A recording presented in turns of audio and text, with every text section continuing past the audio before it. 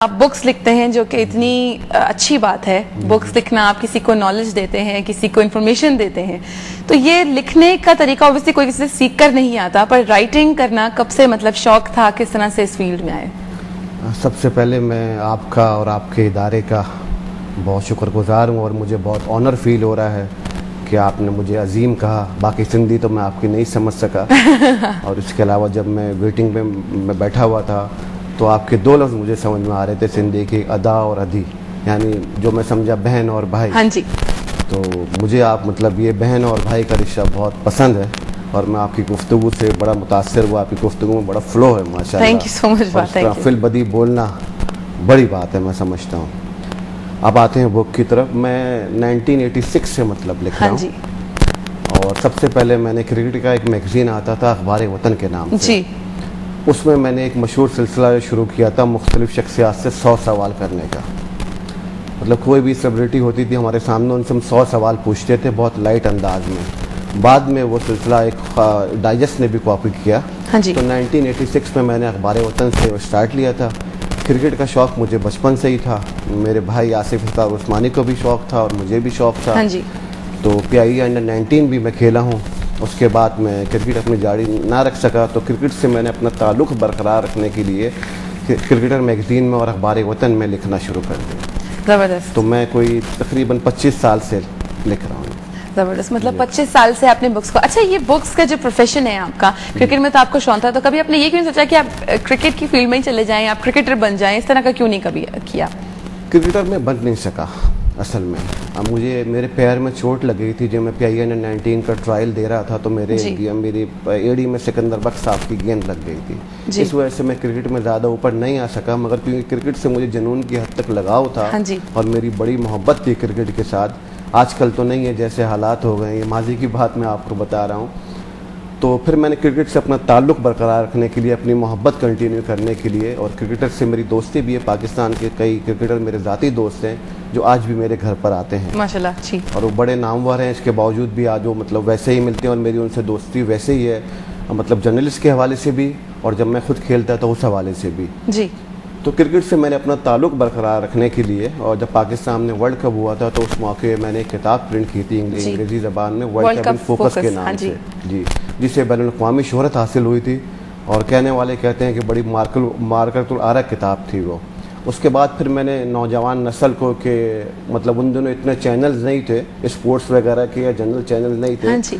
और ना इतने ज़्यादा मैगज़ीन थे और ना जिस तरह आजकल अखबारात में पूरे स्पोर्ट्स के पेज आ रहे हैं, ना कोई ऐसा सिलसिला था कवरेज का। हाँ जी। तो मैंने नौजवान नस्ल की रहनुमाई के लिए, नॉलेज के लिए एक टेस्ट क्रिकेट क्विज बुक लिखी आपने। जी। तो उसे ही बड़ी पजीराई मिली थी। उसके बाद फिर मेरी एक किताब आई थी नेशंस प्राइड के नाम से। हाँ जी। इसे मेरी कोशिश होती है कि हर साल मैं अपग्रेड करके शाया करूं। इस नेशंस प्राइड के बारे में थोड़ा सा आपको बताता चलूं कि इसमें उन लोगों का प्रोफाइल, ये एक स्पोर्ट्स की बुक नहीं है, इसमें उन लोगों का प्रोफाइल होता है, इंट्रोडक्शन होता है, साइटेशन होती है, जिन्होंने अपनी अपनी फील्ड में पाकिस्तान के लिए नुमाया खदमात अंजाम दी हैं। इसमें मैं हमारा जो बोर्ड ऑफ डायरेक्टर्स की जूरी है उसने ये फैसला किया, ये डिसीजन लिया हुआ है कि जो सियासी लोग होते हैं उसमें हम इनका प्रोफाइल नहीं देते हैं। इसका हर साल अपग्रेड एडिशन शाया करने का मकसद ये है कि जो लोग नेशंस प्राइड होते जा रहे हैं उनको हम उसमें इनका प्रोफाइल हम ऐड करते जा रहे हैं। और जो लोग बाद में सियासत ज्वाइन कर लेते हैं, जैसे मैंने पहले भी एक दफ़ा TV पे कहा था कि इमरान खान ने सियासत ज्वाइन कर ली थी, तो हमने उसमें से इमरान खान का प्रोफाइल निकाल दिया। तो जो लोग भी सियासी हैं हम उन्हें नेशंस प्राइड नहीं समझते, हमारी ज्यूरी नहीं समझती। जो लोग भी गैर सियासी हैं और उन्होंने अपने अपनी फील्ड में नुमाया खदमात अंजाम दी है, मिसाल के तौर पर अब्दुल सत्तार ईदी साहब, डॉक्टर मोहम्मद अली शाह साहब, रमज़ान छिपा साहब, प्रोफेसर अनीता गुलाम अली साहिबा, पाकिस्तान की मेजर फौज में पहली मेजर खातून शाहिदा मलिक साहिबा, कराची यूनिवर्सिटी से नाबीना खातून, उन्होंने PhD किया है, उनका डॉक्टर कदीर खान, सर्जन फैज़। उसमें ऐसे लोगों का प्रोफाइल है जिन्हें गवर्नमेंट की सतह भी पजराई मिली है और हमने भी नौजवान नस्ल की रहनुमाई के लिए कि असल में हमारे ये हीरो हैं, इनको रोल मॉडल्स बनाया जाए, इनसे सीखा जाए। नई नस्ल के सामने जब वो किताब आती है तो उन्हें मालूम होता है कि ये लोग बड़े लोग कैसे बने, इन्होंने माशरे में आला मुकाम कैसे हासिल किया, कि यहाँ तक कैसे पहुँचे। कोशिश ये है कि दुनिया के लोगों के लिए आसानियाँ पैदा किए जाएँ और नौजवान नस्ल को ऐसा डेटा दिया जाए, ऐसे प्रोफाइल दिए जाएँ, ऐसे लोगों के बारे में बताया जाए जिनको टारगेट करके, जिनको गोल बना के वो भी माशरे में आला मुकाम हासिल कर सके। मतलब लोगों के लिए एक अच्छी, जो हमारे मुल्क की प्राइड है बेसिकली, उनके ऊपर हम नाज करते हैं, उन लोगों का अपने प्रोफाइल इस किताब में लिखा गया है। देखें जी, सारी दुनिया में जो है ना प्राइड को तो सर पे बिठाया जाता है, मगर हमारे यहाँ पता नहीं क्यों प्राइड सबसे पीछे है। जो लोग प्राइड हैं, बाकी सब चीजें हमारे आगे हैं। सियासत हमारे यहाँ आगे, बाकी सब चीजें पीछे हैं। तो असल में तो वही हीरो होते हैं, वही अजीम लोग होते हैं जो माशरे के लिए, जो अपने मुल्क के लिए, अपनी कंट्री के लिए काम करते हैं किसी भी शोबे में। डॉक्टर अदीब रिजवी बहुत बड़ा नाम है। हाँ जी। मैं कितने ऐसे लोगों को जानता हूँ। एक दफ़ा मेरी एक साहब से बात हो रही थी, या तो वो साहब बदकिस्मत थे या हकीम मोहम्मद सईद मरहूम साहब बदकिस्मत थे। उस नौजवान लड़के को मालूम ही नहीं था कि हकीम सईद साहब कौन है। तो बेसिकली मुझे ये आइडिया वहाँ से आया था कि कोई ऐसा मतलब बुक कंपाइल की जाए, ऐसी बुक लिखी जाए जिसमें ऐसे लोगों का प्रोफाइल हो कि नई नस्ल को, आने वाली नस्ल को मालूम हो सके कि किन ख़वातीन हज़रात ने हमारे लिए क्या खिदमत अंजाम दी हैं और इनकी किस तरह इस मुकाम तक पहुँचे और हम वहाँ तक कैसे पहुँच सकते हैं। मतलब मेरे जहन में उस बच्चे की वजह से, जिसने मालूम नहीं था हकीम सईद साहब कौन है, वहाँ से ये आइडिया आया था। और अल्हम्दुलिल्लाह सन 2000 से मेरी कोशिश होती है कि मैं इसे हर साल कंटिन्यू करूँ। जो लोग भी इसमें मतलब हमारे लिए प्राइड का बाइस बन रहे हैं, उनका प्रोफाइल उसमें दूँ और इसे कंटिन्यू रखूँ। और जब तक मेरी ज़िंदगी है, मैं चाहता हूँ ये कंटिन्यू रहे, क्योंकि मेरी सोच है कि मैं माल छोड़ के मरना नहीं चाहता, मैं नाम छोड़ के मरना चाहता हूं। माशाल्लाह, बहुत अच्छी सोच है आपकी। इसलिए किसी के लिए कुछ कर जाना ज्यादा बेहतर है कि कुछ छोड़ के जाना पीछे, उसको इतना मैटर नहीं करता। पीछे छोड़ के जाने में तो लड़ाइयां ही होती हैं, आपको पता है। ठीक है जी, बिल्कुल। इसके साथ अच्छा मुझे ये बताइएगा आप, जैसे आपकी किताब है ये जो मेरे हाथ में भी थी थोड़ी देर पहले, पाक चीन की दोस्ती जो है, ये लिखने का आइडिया आपके दिमाग में किस तरह से आया? बात दरअसल ये है कि मेरा ताल्लुक एक सैयद घराने से है जी। मेरी वालदा नाज़मा उस्मानी माशाल्लाह हयात है, मेरे वालिद साहब का इंतकाल हो चुका है जी। तो मेरी वालदा पुराने वक्तों की पढ़ी हुई हैं, मगर इसके बावजूद वो गाए बगाए हमारी रहनुमाई करती रहती हैं। मेरे छोटे भाई इस वक्त दुबई में होते हैं। ये आपके सामने मेज पे जो बुक रखी है, ये दुबई में जो माशी बहरान आया था, रिसेशन, ये बैक पे उनका प्रोफाइल है। भाई ने लिखा ये है। मेरे भाई की। माशाल्लाह। मैं आपको ये बताना चाह रहा हूँ कि हमारा घराना एक बड़ा अदबी घराना है और मेरी छोटी बहन फरा राफे, आज वो प्रोग्राम भी देख रहे होंगे जी। उनकी मिडवीक मैगजीन में जो जंग अखबार का आता है, कहानियां प्रिंट होती हैं। अच्छा।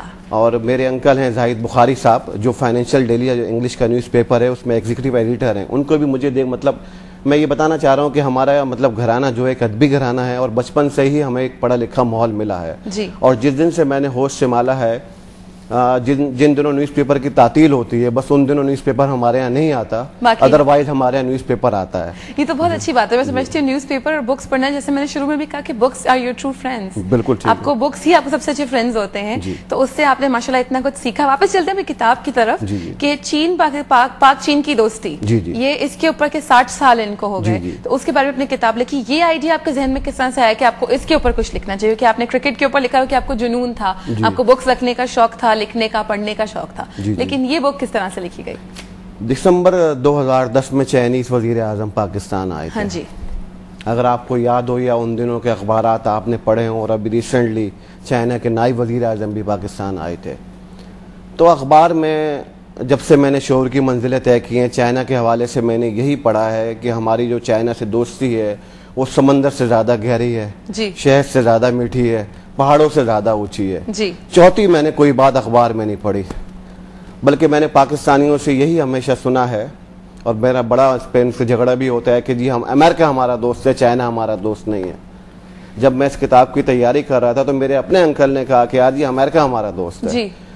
तो मेरे जहन में ये आइडिया आया कि इन 3 जुमलों के अलावा भी नौजवान नस्ल को मालूम होना चाहिए, उन्हें पढ़ना चाहिए, उन्हें बताना चाहिए जो पढ़ना चाहते हैं कि चाइना की पाकिस्तान के लिए क्या खिदमत हैं जी। अगर आप ट्रूली मुझसे पूछती हैं तो इस किताब की तैयारी से पहले मुझे भी नहीं मालूम था कि चाइना ने हमें कितना कुछ दिया है, और हमने चाइना को सिर्फ एक दफ़ा अपने जब उनके यहाँ सैलाब वगैरह आए थे अपने खेमे दिए थे, उसके अलावा हम हमेशा चाइना से मांगते ही रहे जी।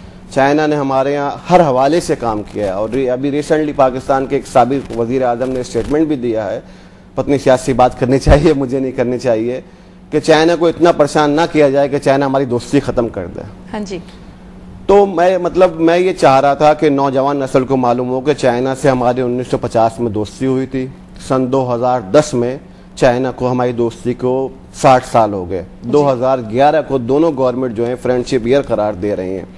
तो ऐसे मौके पे मैं चाह रहा था कि जज्बाती बातों से हटके, एक इमोशनल बातों से हटके, एक लफाजी से हटके, जिसे कहते हैं ना, हटके कोई ऐसा संजीदा काम किया जाए कि जब मैं दुनिया में ना भी रहूं तो वो किताब की शक्ल में मैं जिंदा रहूं।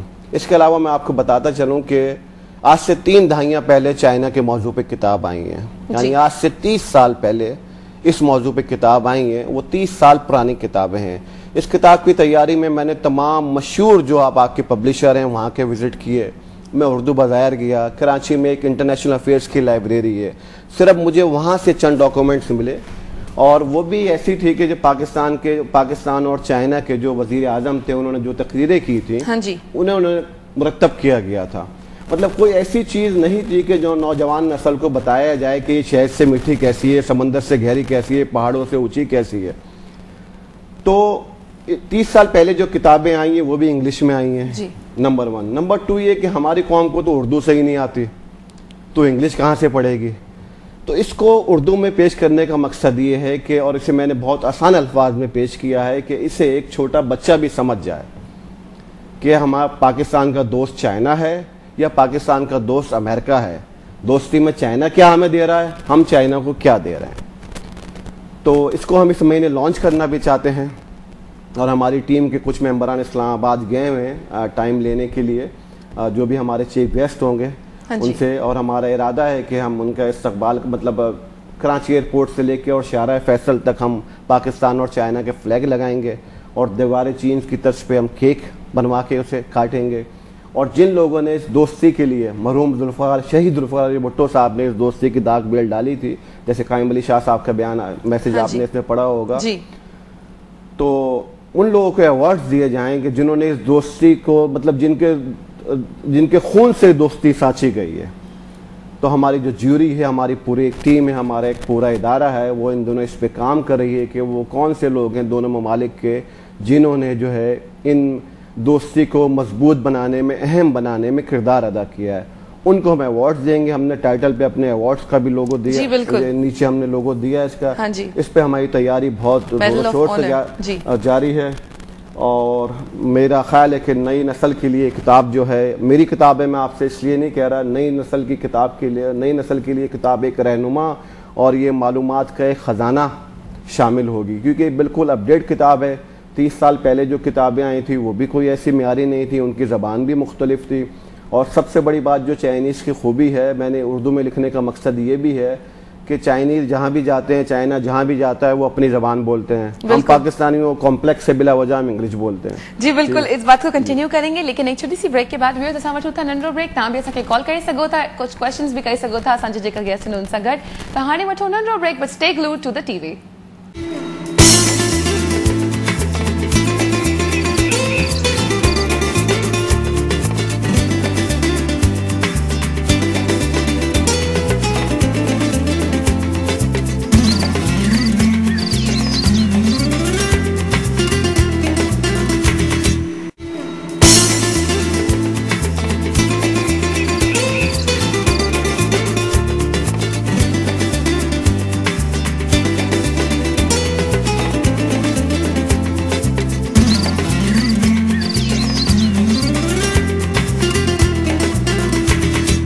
Welcome back viewers. तव्हां ॾिसो पिया सलाम सिंध विद मी महा। मूंसां गॾु वेठा आहिनि नदीम इसरार साहब, जेका राइटर आहिनि, जेका बुक्स लिखनि था, उनजे बारे में असां ॻाल्हायूं पिया हाणे। ऐं तव्हां बि असांखे कॉल करे सघो था। स्पेशली आपा खे मां हिन करे चवंदसि, आपा जॾहिं कॉल कंदी आहे त हुन वटि अहिड़ा सवाल हूंदा आहिनि जो जेका मूं वटि बि कोन हूंदा आहिनि। अहिड़े क़िस्म जा सवाल पुछंदी आहे। ऐं जेका गदाम सलंगी साहब आहिनि, हू हेॾो सुठा सवाल पुछंदा आहिनि। ज़ुल्फ़िकार भाउ आहिनि, मतिलबु डिफरेंट माण्हू जेका असांजा कॉलर्स आहिनि, जेका मुंहिंजा फेवरेट कॉलर्स आहिनि, स्पेशली सॼा कॉलर्स ई अहिड़ा आहिनि। पर स्पेशली तव्हां सभिनी खे मां हिन करे चवंदसि त हेतिरी देरि में तव्हांजी हिकिड़ी कॉल भी कोन आई आहे। असांखे कॉल कयो, फीडबैक ॾियो, ॿुधायो कीअं लॻी पियो प्रोग्राम, ऐं तव्हां क्वेश्चन भी पूछे सघो था। हिन सां गॾु कंटिन्यू कंदासीं पंहिंजे गेस्ट सां गॾु। नदीम भाई, मैं आपसे पूछूंगी कि बुक के बारे में हमने बात की आपके, मुझे ये बताइएगा कि जब बुक आपकी लॉन्च, अभी तो आप करने वाले हैं लॉन्च, लेकिन इसको ऑब्वियसली छपने से पहले कुछ सेंसर बोर्ड का भी कुछ होता है इसके अंदर लेना देना, कुछ सेंसर्स का, और ये सब चीजें भी इसमें भी होती है। जिस तरह से हम एक मूवी या किसी चीज के बारे में बात करते हैं तो बुक्स में भी जरूर एडिशन होती होगी।